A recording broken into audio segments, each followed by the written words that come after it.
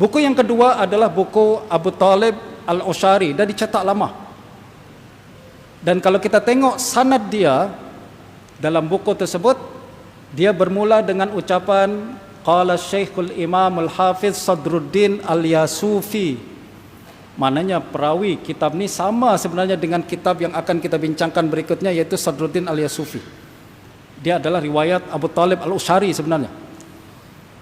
Dan sanad ni tuan-tuan secara ringkasnya kembali kepada Ibn Qadish, daripada Abu Talib Al-Ushari, daripada Ibnu Mardak, dari Ibn Abi Hatim, dari Yunus Ibn Abi A'la, daripada Imam Asy-Syafi'i. Coba kita cek satu-satu perawi hadis ni. Ibn Qadish tuan-tuan, beliau adalah Asy-Syekhul Kabir Abul Ais Ahmad bin Ubaidullah bin Muhammad bin Ubaidullah Ibn Qadish, seorang muhaddis Al-Uqbari. Dan yang paling penting adalah ulama mengatakan beliau pemalsu hadis. Ya, Ibnu Najjar mengatakan kana dha'ifan fi riwayah mukhallitan kazzaban la yuhtajju bihi. Dia kazzab, memalsukan hadis. Lalu kemudian beliau bahkan bangga memalsu hadis. Perkara ini pernah disampaikan oleh As-Sam'ani. Beliau mengatakan sami'tu Ibnu Nasir yaqul, sami'tu Ibrahim bin Sulaiman yaqul, sami'tu Abul Iz Ibn Qadish yaqul, wada'tu hadisan ala Rasulillah sallallahu alaihi wasallam. Dia katakan saya pernah memalsu hadis untuk Nabi sallallahu alaihi wasallam. Bangga dia tuan. Oleh yang demikian Imam Az-Zahabi dalam Siyar mengatakan hadza yadullu ala jahlih yaftakhiru bil kazib ala Rasulillah sallallahu alaihi wasallam. Ini menunjukkan jahilnya orang ni. Dah buat hadis palsu bangga pula. Ini Ibn Qadish tuan-tuan ya. Tapi kalau tuan-tuan tengok kitab Mu'taqad Imam Syafi'i yang ditahqiq pada hari ini, kitab Al-Yasufi yang ditahqiq hari ini, pentahqiq tak sebut pun bahawa Ibn Qadish kazab. Pentahqiq tak sebut pun Ibn Qadish pernah memalsu hadis. Beliau hanya mengatakan hadza wa qad asna alaihi ghairu wahid lakin takallama fihi jamaah wa dha'afuh. Ada ulama yang puji dia, ada ulama yang lemahkan dia. Macam lemah tu ringan saja. Betul tak? Padahal ilahnya, jarah dia berat, yaitu kizab, bahkan dia mengaku kizab. Imam Az-Zahabi dalam kitab Mizanul I'tidal mengatakan Ibn Qadish pernah berdusta, memalsu hadis, akan tapi taba wa anab. Dia telah bertaubat. Dia bertaubat, dia menyesal kerana perbuatan tersebut. Kalaupun bertaubat, tengok tuan-tuan dalam Muqaddimah Ibn Salah, apa hukum periwayatan hadis dari orang yang pernah berdusta atas Nabi dan bertaubat? Diterima atau tak terima? Jumhur tak terima. Kalau tak percaya nanti Ustaz Tariq boleh cek semula, jangan saya lupa. Adakah Ibn Salah katakan tak terima, secara jumhur mengatakan tak terima atau tak? Seingat saya tak diterima sekalipun dia telah bertaubat. Nah itu tadi Ibn Qadish. Sekarang Al-Ushari. Al-Ushari tuan-tuan, beliau adalah Muhammad bin Ali Ibn Al-Fatah Abu Talib Al-Ushari, Syekh Saduq Ma'ruf, seorang guru hadis yang soduk. Soduk ni tak terlalu siqah, tapi okey, dia tak lalu dhaif. Ma'ruf, terkenal, memang dia terkenal, sangat terkenal sebagai musnid di Baghdad. Lakin udkhilu alaihi asya fahaddasa biha bisalamati batin. Akan tetapi dia sering riwayat-riwayat dimasukkan kepada dia, oleh istilah hadis disebut talqin. Jadi bukan riwayat dia dilasukkan dalam riwayat dia, lalu dia sampaikan kepada orang lain. Itu udkhilu alaih. Dan kalau tuan-tuan tengok ucapan ni, ramai ada setengah kalangan mengatakan ini ucapan Imam Zahabi kita tak terima. Kenapa? Sebab hanya Imam Zahabi yang kata macam ni, sebelum dia tak ada kata macam tu. Kita tak perlu tuan-tuan ada orang lain nak sokong Zahabi, tapi ini ucapan Imam Zahabi, tak semudah kita reject macam tu aja. Dia seorang imam naqid. Apabila dia meriwayatkan dia mengucapkan satu perkara ni, menunjukkan dia menjelaskan kepada kita illah periwayatan tersebut. Dan berikutnya lagi ada yang mengatakan, oh ini Imam Zahabi kata macam tu, sedangkan orang yang hidup dengan Abu Talib al-Usyari kata dia siqah. Jadi kita kena terima orang yang sezaman dengan Abu Talib al-Usyari, kita kena reject kalangan ucapan Zahabi sebab bertentangan dengan orang yang lebih kenal Abu Talib al-Usyari. Bagi saya tuan-tuan, pandangan itu pun tak betul. Kenapa? Sebab kalau tuan-tuan tengok ucapan ulama yang menilai atau memuji Abu Talib al-Usyari, mereka memuji secara mutlak, secara ijmal. Macam Zahabi juga sebutkan, Syekh Saduq, dia pun kata Saduq, dia tak kata dhaif, betul tak? Jadi pujian-pujian orang yang sejaman dengan Abu Talib al-Usyari kita terima, kita katakan betul dia siqah. Saya setuju dia Saduq. Tapi riwayat dia berkenaan akidah Imam Syafi'i ini madkhul. Madkhul maknanya adalah riwayat, bukan riwayat dia, tapi riwayat orang lain dia riwayatkan. Nah, ini satu satu jarah yang penting, perlu diterima. Tak boleh kita reject Imam Zahabi macam tu je. Imam Zahabi ini seorang diri, katanya tak ada. Perkataan itu mesti kita pertimbangkan. Kalau tidak kita akan reject semua pandangan ulama dengan alasan tak ada orang sokong dia, kan. Yang pasti adalah bagi saya tuan-tuan, Abu Talib al-Usyari betul dinilai siqah, saya terima siqah. Saduq saya terima. Secara umum periwayatan dia saduq dan siqah, tapi khusus periwayatan i'tiqad Imam Syafi'i, kata Imam Zahabi dia madkhul. Ya. Sebab kadang kita baru belajar hadis ni tuan-tuan, kita ingat dulu lah, saya ingat lah masih kecil dulu, kalau belajar hadis, setiap perawi siqah semua hadisnya sahih. Setiap perawi dhaif semua hadisnya dhaif. Itu orang baru belajar hadis. Kalau dah tinggi sikit dia akan nampak perawi siqah maknanya tidak semua hadis dia sahih, tapi sebagian besar hadis dia sahih. Kadang ada yang lemah juga. Dan perawi yang dhaif, tidak semua hadis dia dhaif. Kadang ada yang sahih juga. Siapa yang tahu sahih dan dhaif? Wah, ini adalah perbahasan yang paling halus dalam ilal. Perbahasan kenapa ilalul hadis bahasan yang paling halus dan paling susah? Sebab dia berbincang berkenaan kesilapan siqah. Kalau kesilapan dhaif senang. Kesilapan dhaif senang, simple aja. Fulan dhaif, silap, saya tahu. Tapi kalau siqah silap, itu perbahasan ilal. Ya kan? Perbahasan yang sangat halus. Anggap ini perbahasan ilal. Abu Talib al-Usyari siqah, saduq, tapi periwayatan i'tiqad Syafi'i madkhul, ma'lul. Dia kena reject. Bukan kita reject semua, tapi kita reject ni saja. Betul tak? Nah, ini tuan-tuan perlu basic dalam ilmu hadis. InsyaAllah kita Maulana Ihsan nanti akan explain lebih dalam lagi. Sebagai contoh tuan-tuan, nak buat tuan-tuan faham perkara ni. Ada sebuah hadis diriwayatkan oleh Qutaibah ibn Sa'id an Lais ibn Sa'ad an Yazid ibn Abi Habib dari Abu Tufail daripada Muaz ibn Jabal. Hadis masyhur tentang solat jama' takdim. Kalau tuan-tuan cek satu-satu perawi ini, semua siqah belaka. Qutaibah siqah, Lais siqah, imam di Mesir, Yazid ibn Abi Habib siqah, Abi Tufail siqah, Muaz siqah. Tapi hebatnya tuan-tuan, kata Imam Al-Hakim, fanazarna fa idzal hadisu maudhu' wa Qutaibah ibn Sa'id siqatun ma'mun. Hadis ni palsu tapi Qutaibah siqah. Pelik tak? Jadi kalau kita nak kata okey, Abu Talib aku terimalah siqah. Tapi hadis ni yang dia riwayatkan i'tiqad Imam Syafi'i ini ma'lul. Kena reject. Imam Zahabi kata macam tu, ni madkhul. Sama juga apabila kita bincang hadis ni, Qutaibah siqah tapi hadis palsu. Apa yang berlaku tuan-tuan? Imam Al-Bukhari mengatakan dia pernah tanya kepada Qutaibah, waktu awak tulis hadis ni daripada Lais ibn Sa'ad, ada sesiapa bersama awak tak pada hari itu? Dia katakan ada, Khalid al-Madaini, kawan saya. Apa kata Imam Bukhari?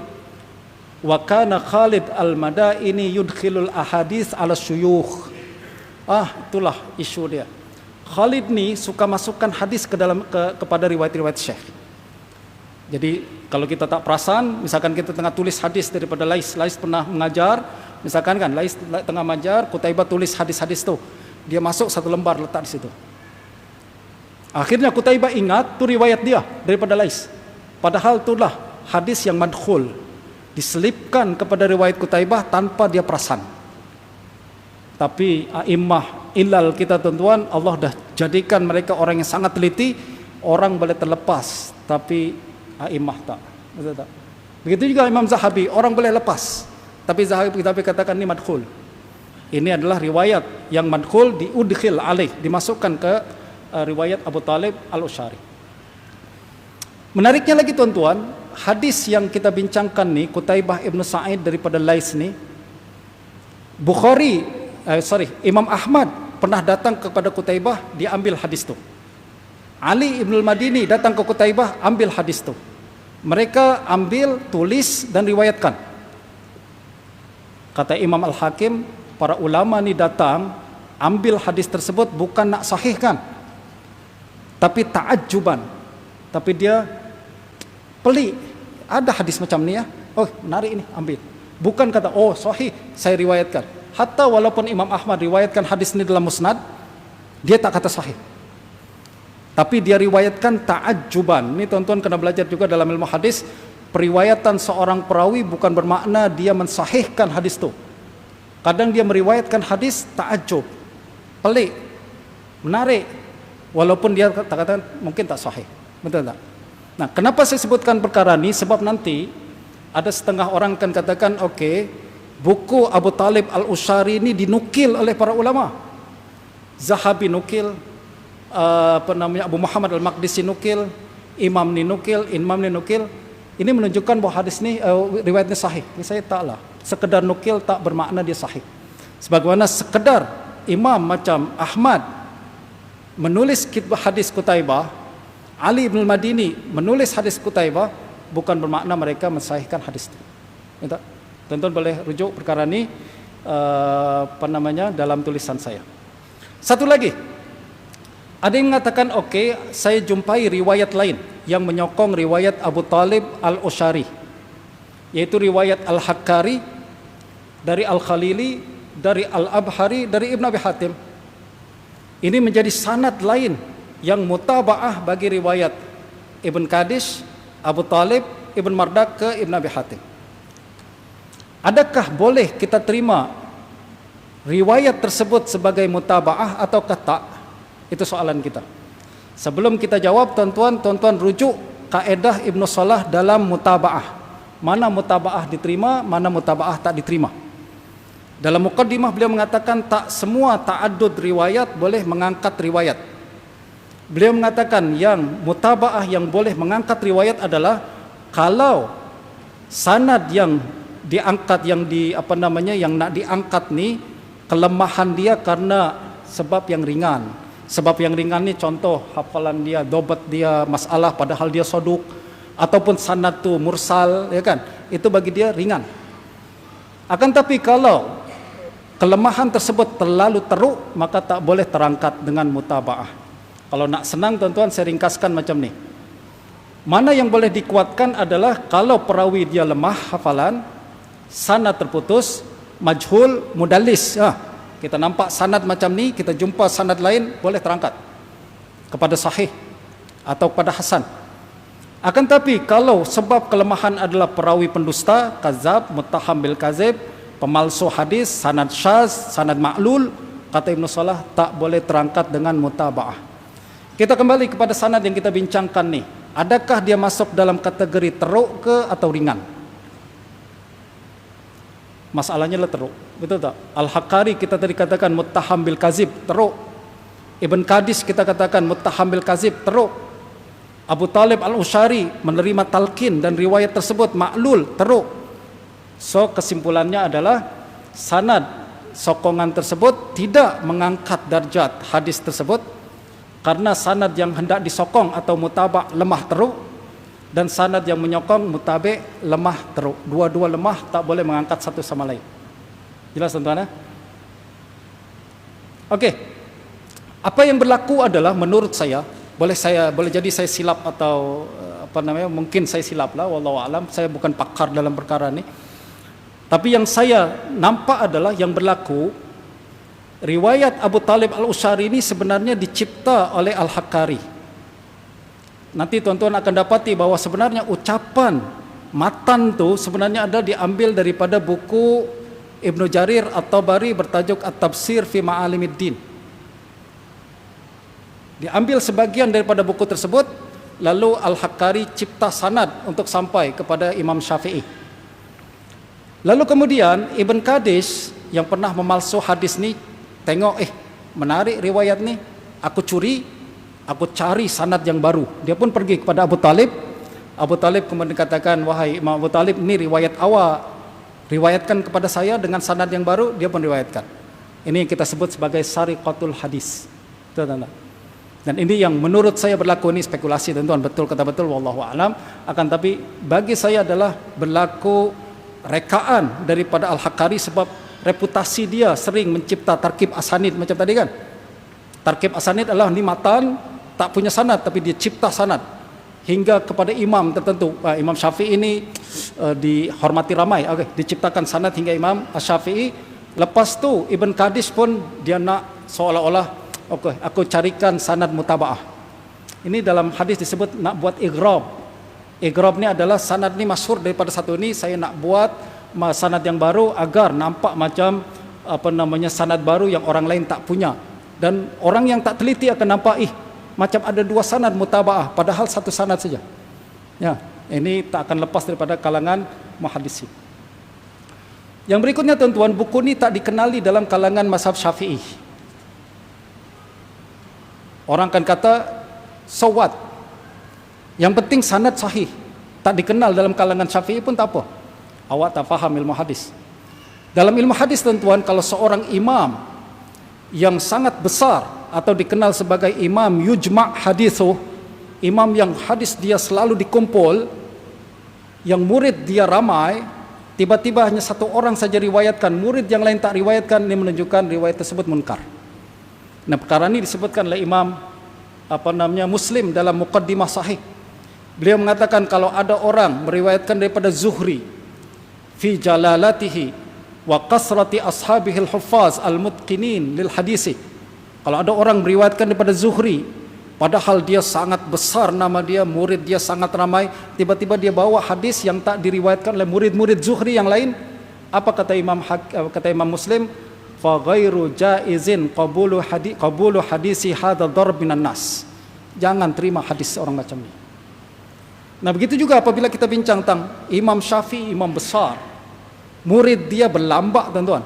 Imam Daruqutni pernah menulis satu buku khas menyebutkan perawi daripada Syafi'i saja, murid-murid daripada Imam Syafi'i. Las-las kita jumpa hadis buku ni hanya dari satu jalur sanad ni, popular kalangan Hanabilah, Syafi'iyah tak tahu menau berkenaan hadis buku tersebut, confirm perkara yang meragukan paling kurang kan tuan-tuan. Entahlah kalau tuan-tuan terima juga dalam akidah, dalam riwayat macam ni, wallahu a'lam. Kalau saya macam sukalah saya nak terima.